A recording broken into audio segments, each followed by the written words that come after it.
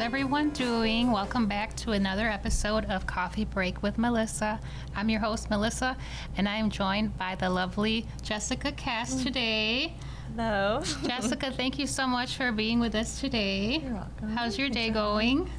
It's going. It's Just, going. one thing after another, but that's the field, so Right. going well. Right, going well, right.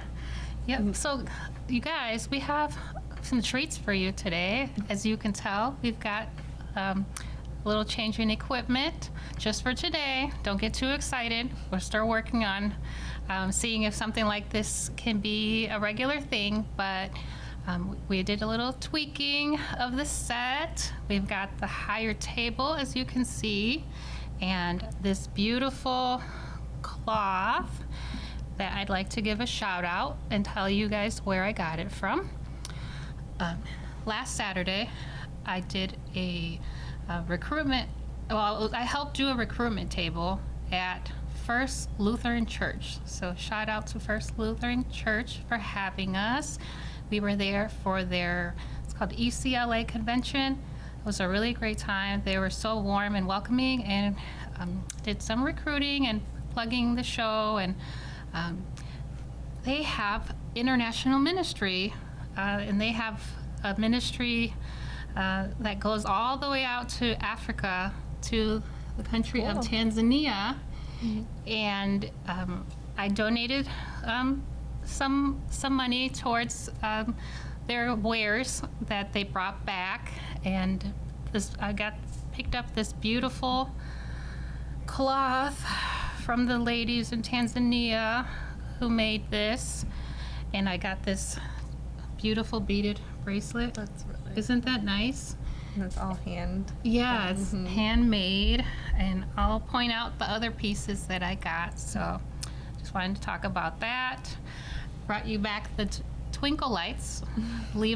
Drop a comment if you like them, if I should take them back, take them away or not. But I don't know, just feeling like we need to give you a little bedazzling, and Jessica is the great guest to have this talk with all these little upgrades with. So Jessica, intact supervising. What do you do? What is that?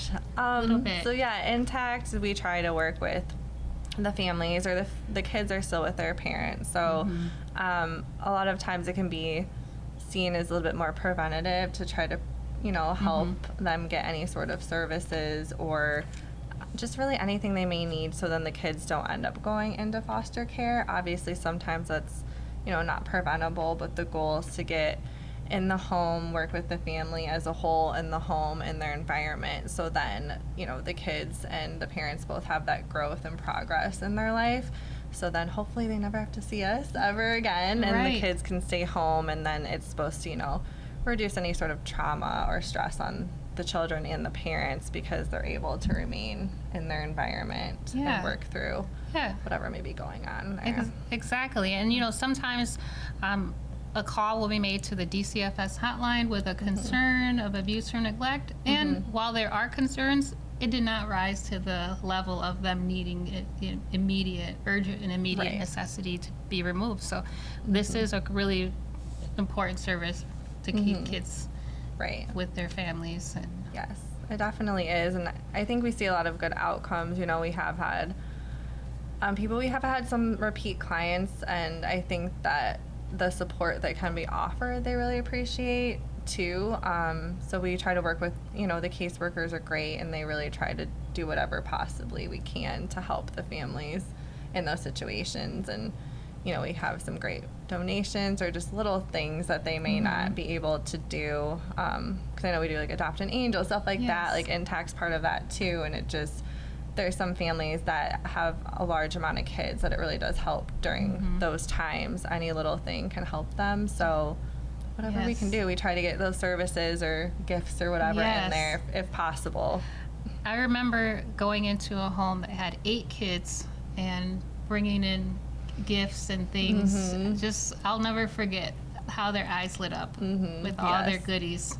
Yes, and just they love it, and then parents are so grateful too, and because I think sometimes, especially, they're doing their best, but it can kind of make them feel like they're lacking as a parent when they can't provide those like big holiday events sometimes. So to just give them a little leg up is really great for everyone. For sure.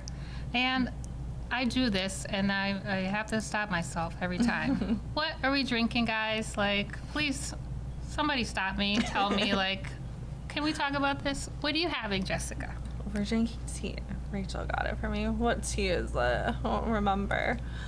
Vanilla and I don't know, something else. Fig, I think. Fig, yes, great. I've never had it, so I wanted to try it, but it smells really good, so. Oh, good. That tea traumatized me. Oh, no. Well, that's not good. No, I'm going to tell you why. And this is why I know what it's called, because I had a moment like a good handful of shows ago where I was so confident. I was like, you don't need to tell me what's in this tea. I'm just going to taste it and I'm going to know. And no, I did not know. I was totally stumped. And, I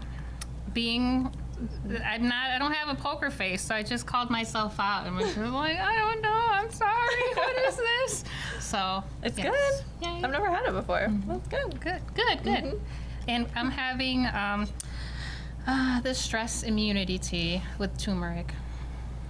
Soothing my soul right about now. It's really nice. I love some good turmeric. Do you drink coffee though too, Jessica, sometimes? Yeah. Usually when I come in the office. I know it's kind of odd, but I think it's like, I like coffee, but I think it's also just a habit, when you're going somewhere. I'm like, okay, drive through, get a coffee, go to work. It just, and I will at home too, but not as much as if I'm out. So I don't know if it's more of like a habit than it is an actual need. It primes your brain. Like, it's the morning. It's like a ritual. I'm really on some espresso lately. Oh, yeah? It gets the job done quick, doesn't it? With a 1-year-old and a little lack of sleep, it's really helpful. Oh, yes. In the morning. No, yes, I love me some espresso. So, do you have a favorite thing about working at LSSI, Jessica? So, this is the second time I've worked at LSSI. So, my favorite thing, I think, the staff. I've built some really great connections, even that have lasted since coming back to the agency. And then the flexibility is really nice. And I guess that independence, if that makes sense in a job, where like they trust you to do your job and do it well. So you're not being hovered over, I guess. Yes, I love that.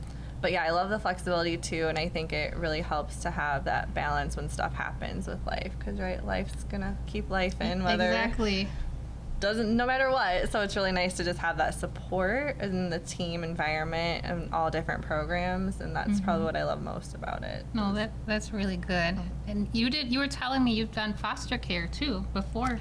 Yeah, so out of grad school, out of my master's, then I kind of didn't really know. I always wanted to do counseling, and then I was like, I don't know, and I did internships, loved it, and then I saw this position, and I knew someone who worked here, so I'm like, okay, I'll apply.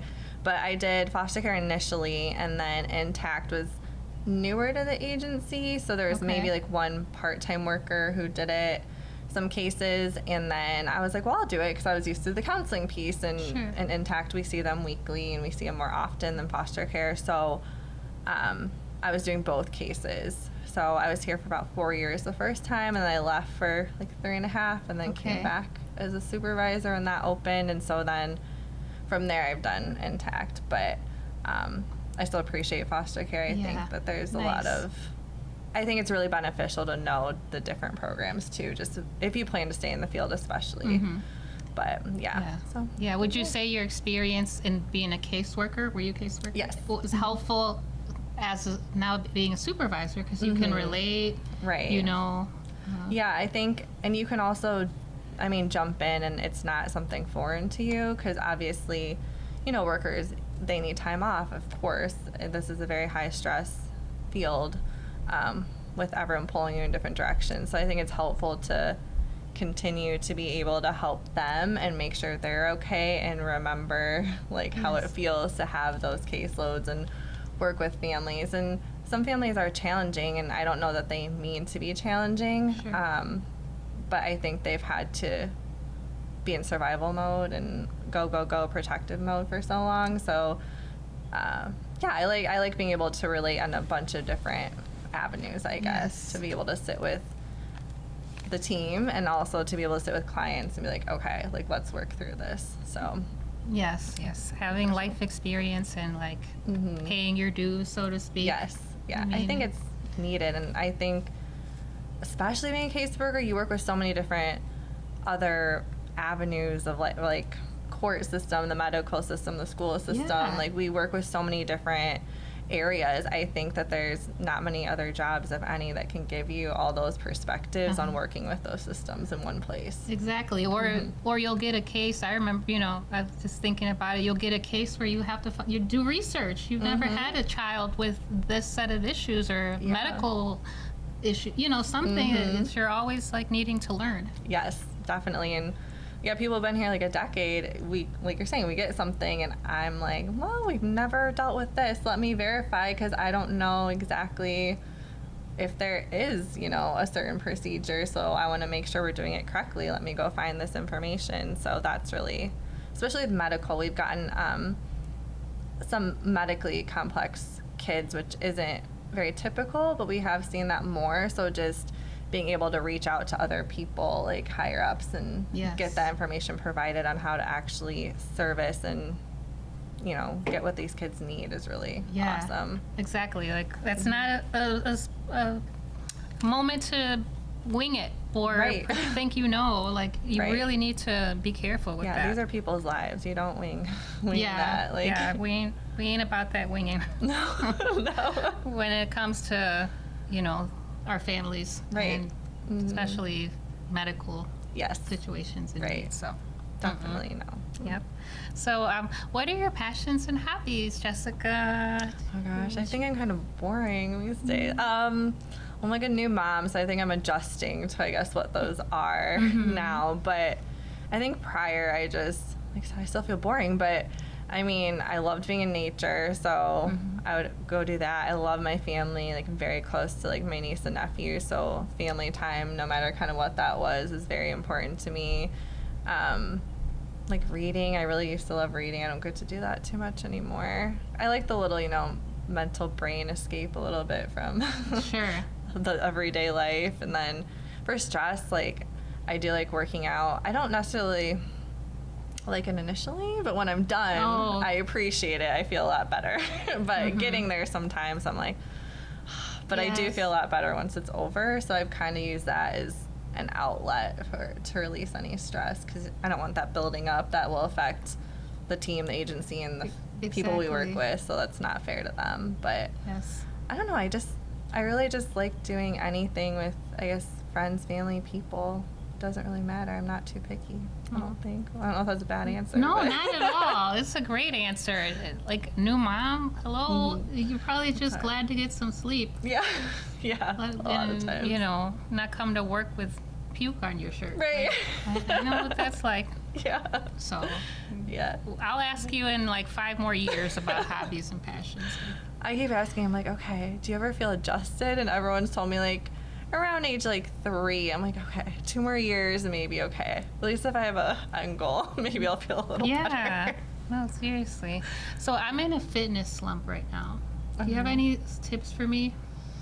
What kind of fitness slump? Like going to the gym. Like I used to go a lot more often. And I've kind of lost my mojo with that. Do you work out at home or do you go to the gym? I do work out at home now. So I have just basic weights. There's like a YouTube fitness girl I end up following, because I was in, I guess, a slump postpartum where I'm like, I don't have the time really to go. Or I know certain gyms, do have daycares, but I'm like, I'm not going to leave like a newborn or a small baby, to do that. So I just found her, and she, lost weight or got in shape from at-home workouts. So I'm like, this is perfect. So I've been using her. What's the channel name? Or what is it?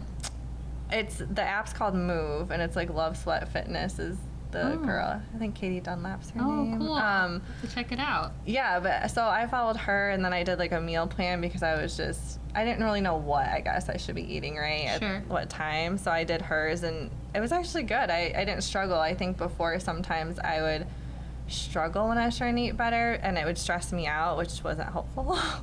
So, but I feel like with her plans and stuff, it's just been better. But I don't know. I've had to work out in the morning now, and the baby's kind of sleeping, and they're shorter. But I think training in my mind to be okay with that has been hard, because I'm used to like going hard for like an hour or whatever when I was single and have baby, all that stuff. So training my mind that, hey, sometimes you only get 15-20 minutes and that's okay, and it takes that like pressure off. But it also still helps me feel better. But thank you. So I don't know if that's helpful. For sure. No, it's totally helpful. Yeah, I haven't been using that. Like the YouTube can be your friend when it comes to fitness. It can, yeah. And she has like a free trial thing or whatever on her app too. It's not that much. It's like $10 maybe a month or something. So it's manageable. Yeah. And you can use dumbbells or you don't have to. So it's kind of up to you. Whatever you have at home. Yeah. No, cool. Thank you. Yeah. So is there one win to celebrate, Jessica? Are you anything been going on or anything you're proud of? I mean, I think I'm always proud of the team in general. Like LSI as a whole, I think, child welfare is hard. We have those ups and downs, but I think that the core, we stick together, and I love that. And I think that specifically with Intact, we had some people leave for other positions or whatnot, and just the support that each of the workers give one another, I think is awesome. I really don't think anyone feels alone. So it's like we have our group chats and stuff if someone needs something covered or helped. And so I think I'm very proud of the team. I'm very proud of like the ladies on my team. I think that they all have their different strengths, but it works so well together. And so I think that's a huge win for the agency or for these families though as a whole, because we do really have people who care and want to help. And I know sometimes it might not come off that way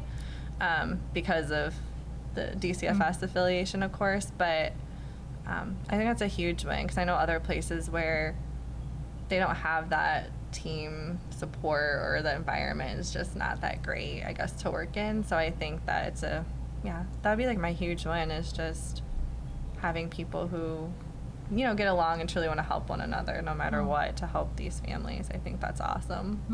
Well, thank you. That's a great win. Yeah. Not everybody has that. And I've noticed that, like, with all the Intact workers, they're like, even when they're stressed, it's never like, I'm on my own and I'm stressed. It's like, I can totally see what you're saying.